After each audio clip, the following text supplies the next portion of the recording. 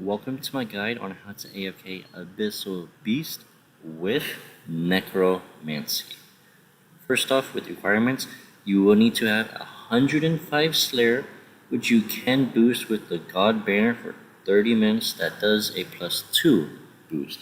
So, Iron players that are wanting to do this, for the Jaws of the Abyss Helm drop, you do have a viable option of doing this. Now, these monsters have a large amount of health at 39,000 HP, in which case, if you do have the Book of Death with Death Notes and you activate it, you do have a chance to instantly kill them. And these are found at the Wilderness, which is pretty much, if you have the Wilderness Sword 1, you can teleport to the Herb Patch and they are directly southwest of you.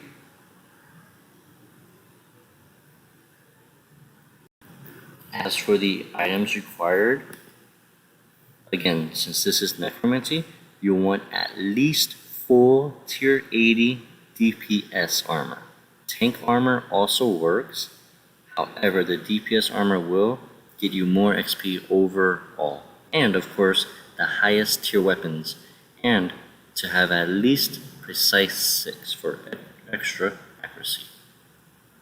And then the pocket slot, you have a couple of options. You can just use the City of book, a Jazz book, or a Wen book, although you will need to activate those for the maximum amount of XP. Using the Wen book should get you on average of 38,000 additional XP per hour. And yes, I am using the 99 Magic Cape. If you do have the Zuck Cape, use that. But don't worry, the action bar does stay the same, thankfully. Now, there is one more thing to note, and that will be the luck of the dwarves. If you're using a Reaver's Ring, which is more DPS, however, you will need to have at least 111 Necromancy. And that is because the Reaver's Ring reduces your accuracy by 5%. As for the inventory, I use Holy Aggro Lords, the Artifacts measure, which is pretty much like a gem bag, except the gem bag holds 60 gems of one type. The measure holds 100, and these drop so many uncut dragonstones. And then lastly, I do have bunyips, but this does, again, impact based on your necromancy level, as we'll be using Soul Split and Sorrow Rare, which is just 95 necromancy. And of course, I do have some emergency food, but thankfully, these beasts do drop cooked sharks. At the bottom of my screen, I have a Spring Cleaner, the Penance Prayer. Now, you don't really need this if you're using the Penance Aura, so that's up to you. And remember, you use 2 powders hourly. And just in case your prayer drops somehow, if you have a Crasher, that is why I have the Ancient Elven Ritual Shard, because with Necromancy, these beasts are very crowded. And I do have Torso Instant Sticks, but this is only for +2% XP towards Necromancy. Now, for the action bar, I set it to 7, and that will be the Death Skulls, Spectral Scythe, Blood Siphon, I believe that's Soul Sap, Soul Strike, Necromancy, Finger of Touch, and then Necromancy. Just make sure to have this exact bar on screen and set it to 7. And then if you are doing these long term, you will want to get 5 Ushpatis, which does cost 20 Slayer points per, so you'll need 100 Slayer points, and you have a chance while you're killing these Abyssal Beasts, so that you're able to add them to personal own dungeon. So with that, let the guide begin. Once you have all of the items, right-click operate your Wilderness Sword, option 1 to teleports, and you want to go to option 2 to the Herb Patch. For here, again, we just run southwest, pray accordingly, which is just soul split and sorrow. Activate your Aggro Lord, and you will want to stand pretty much where I'm at right here. Now, you will only get 3 at a time, so it's pretty much by this little volcano eruptions that you do see, in which case 3 will always attack you, but this is mainly so you're able to get the souls. If you are using the Book of Wen and the Added Coil with cannonballs, you can stand farther to the west and then a little bit north, but you'll be tanking about 5 to 6 of them. So again, depending on your necromancy level, because it does affect your hit chance, in which case your soul split won't be able to effectively heal you quick enough, because these do smack you hard. In which case, he is perfect to the west, although he does not have a cannon. And again, this only gets 3 at a time, so you should be fine for the most part. And you remember to bring your Oosh body so you can collect the soul. Now, for the XP rate per hour here, you should be able to get between 630k XP per hour to about 690k XP per hour, and this is just killing 3 abyssals at a time, in which case you're not really doing this for XP right now, as you need those souls for your own personal Slayer dungeon. And one interesting thing is, while you are killing them, you do have a chance to get the Jaws of the Helm Drop, Triskelion key pieces, and elite clues. Now, there is a 1% chance for you to get a master clue, in which case, from me killing 10,000, I've gotten 4 master clues, which is, it's so really. And then again, this kind does work if you have tier 80 armor. If you have tier 90 armor, you should be able to survive a lot easier. And then just make sure to keep an eye on your prayer. And I'll be back once I collect 5 souls.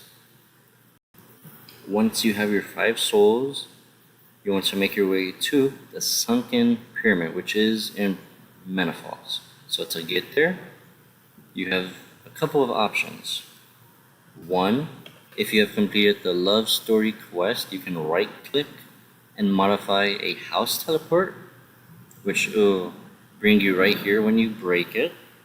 Or if you do have a Slayer Codex with enough souls, you're able to right click it and teleport. Or if you want, you can also run. However, it is a ways to go, as it's pretty much as southwest as possible from the lodestone. And then if you do have access to the shifting tombs, you can right click the dungeon and then go to the port district, in which case it's just a little bit less running. Now, let's make our way to the Sunken Pyramid, which again does require 99 Slayer. Right click it, enter building mode,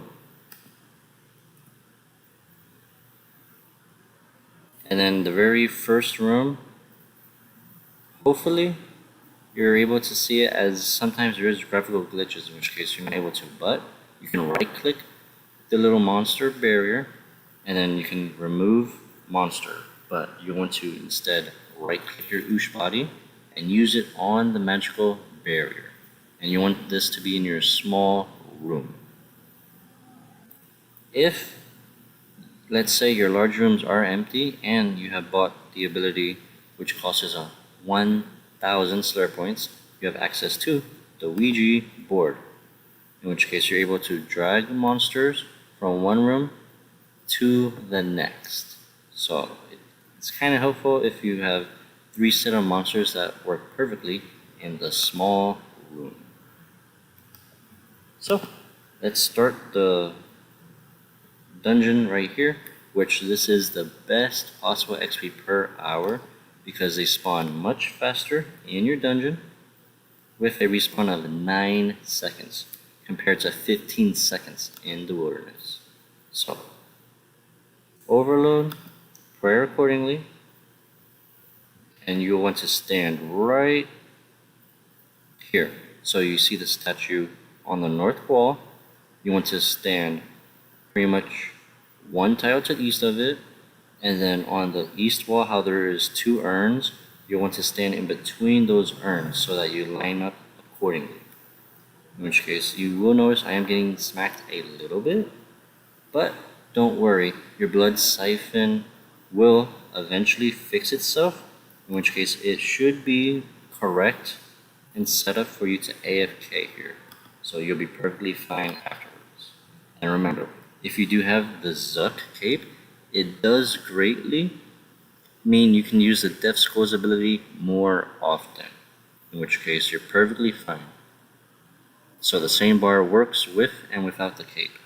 And then of course you do have the Reaver ring, which, remember, ideally do this around 111 Necromancy, because as you level up your Necromancy, your accuracy does go up one at a time per level, and then once you get to 111, it should be about 95% accuracy, in which case you should be fine. And remember to just rock that Bunyip, as he is the best AoE passive. The Unicorn does help, however, you have to manually cast those scrolls. And just remember to drop a shark, attempt to pick up your shark, and then just spacebar and collect all the drops. Which, again, I did make a loot video, which I will put a link down below to see what you can get from killing 10,000 of these beasts. As for the XP rates, because of the increased speed here, you are able to get instead of 690,000 XP per hour, we now have access with the increased speed. You can get up to 865k XP per hour, and that is for like using Majorath Aura for extra DPS, or the Inspiration Aura and Dark Magic. Of course, if you want a little more survivability, in case you forget to overload every 6 minutes, you can use the Vampirism Aura. And luckily, the cannon cannot be placed here, so the XP rates aren't affected a little bit by the cannon, as it usually does add 32k XP per hour. But one thing to note is that you can use a Demon Slayer armor, which is pretty much you want to rock the helm, boots, and gloves. However, for my testing, that plus 12% extra damage to these beasts does not impact your kills per hour because of Death Mark. It pretty much instantly kills them much more often, that it's more XP per hour instead of the 3-piece Demon Slayer armor.